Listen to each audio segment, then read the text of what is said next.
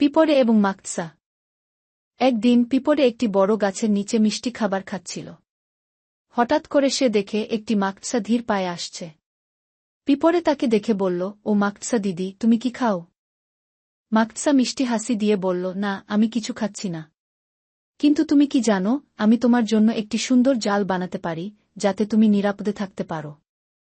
পিঁপড়ে একটু ভেবেও বলল, আমি তোমার জালের সাহায্য নিতে চাই না, আমি নিজে খাবার সংগ্রহ করি এবং নিজের জন্য ঘর বানাই। মাকড়সা মুচকি হাসল এবং চলে গেল। কিছুদিন পর পিঁপড়ে দেখল মাকড়সার জাল হাওয়ায় উড়ে যাচ্ছে এবং মাকড়সা নিজের ঘরে বন্দী হয়ে গেছে। কিন্তু পিঁপড়ে তখনও তার ছোট্ট গর্তে নিরাপদে ছিল।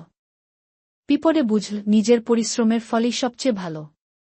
শিক্ষা: নিজের পরিশ্রমের মাধ্যমে জীবনকে সুন্দর এবং নিরাপদ বানানো যায়। এই গল্পটা শিশুদের শিখাতে পারে পরিশ্রমের গুরুত্ব এবং নিজের পথ অনুসরণ করার কথা।